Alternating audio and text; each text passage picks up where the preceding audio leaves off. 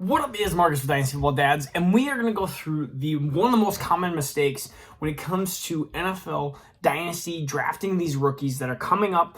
Right now, they have all these combines, and then all of a sudden we're going to go into their pro days, but then it is the draft capital. And I want to talk about one of the most common mistakes that I see beginner Dynasty owners do, and we're going to go through why they make this mistake and how we can prevent you guys from making the same mistake. And so the first thing is, let's go through an example of even 2 years prior when we looked at the 2020 running back class. And going into the draft, this is the day before the draft, when running backs didn't have teams. Arguably, you could say that the battle between the most talented running backs were one of three.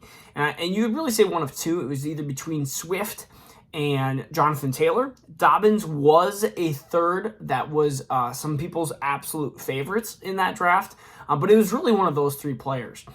The fourth and fifth were Akers and CEH. There's probably a pretty big and significant drop-off when it came to Clyde Edwards-Helaire. He was rising on people's boards, but he was known as being a really good pass-catching running back out of LSU, but not nearly to the talent of Dobbins, JT, and Swift. Fast forward 2 days or even a day after the draft or hours after the draft, CEH gets drafted in round 1.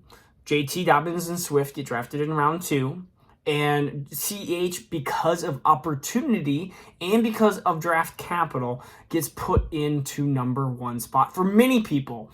And JT gets moved to 2, Dobbins probably 3, and Swift 4 in many different situations. There's been maybe Swift and Dobbins were switched around in some cases because Swift got moved down because he was a Detroit running back.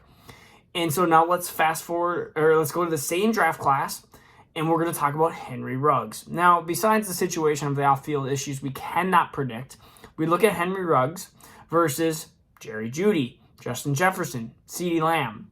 Why do I have Henry Ruggs listed first? It's because he was the first wide receiver drafted in that draft class. Oakland loves drafting fast wide receivers. Was he ranked as a wide receiver better than Lamb, better than Judy, better than Justin Jefferson? No, but a lot of times he was taken second or third into that draft class. He was taken sometimes ahead of Jerry Judy. Sometimes Lamb was pretty much the number 1 still because of the Cowboy situation, but people were even being hesitant. I was listening to different analysts. They're like, oh, wow, Henry Ruggs moving on up because he's the number 1 weapon for Oakland/Las Vegas. And he's the number 1 wide receiver taken in the draft class. He runs a 4.2 40. Like, he is an amazing athlete and everything like that. But what us deeper analysts, or I guess what deeper people that are watching video and watching tape, including some of the Dynasty nerds, we kind of kept away from that. We knew that Henry Ruggs was not a top 3 wide receiver in this draft class. And there's a couple more situations as well that we'll go through, but the key is to draft talent over sometimes the player that is drafted first in the NFL draft or that has the better opportunity. The better opportunity thing gets me going a lot because opportunity is so fluctuant when it comes into the NFL. Quarterbacks get hurt, other players get hurt, and teams fall apart and rise so quickly, and they fall apart so quickly. Look at Denver and Seattle for a situation. A week ago, you could say Denver's situation was absolutely abysmal, and you could say that the Seattle situation was an ideal situation to be a part of, and now it's vice versa. Baltimore, is that a great situation? Is that a bad situation? Packers, it's a horrible situation. Aaron Rodgers is going to leave. Oh, Aaron Rodgers is back. It's a great situation. You see Washington, bad situation. They don't have a quarterback. Now Carson Wentz is there. Same with Indianapolis. A pretty okay situation, and now they don't have a quarterback. Pittsburgh goes from a great situation with Big Ben to a bad situation because Big Ben starts to fall apart and needs to retire, and now they're potentially in an okay situation with Trubisky. We don't know yet.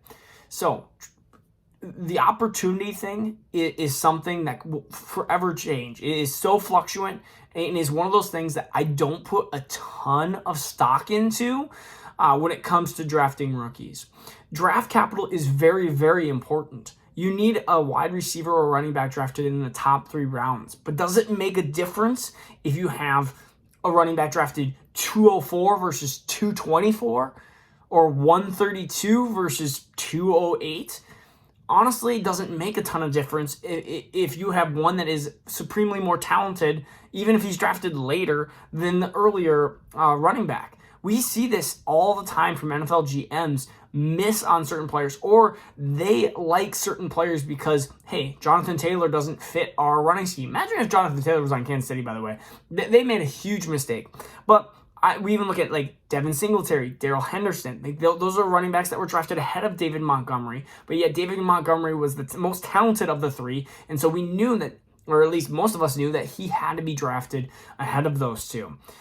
We look at even this is a huge important aspect for when you start getting into rounds 2 and rounds 3 of the NFL draft and round 2 of your dynasty draft.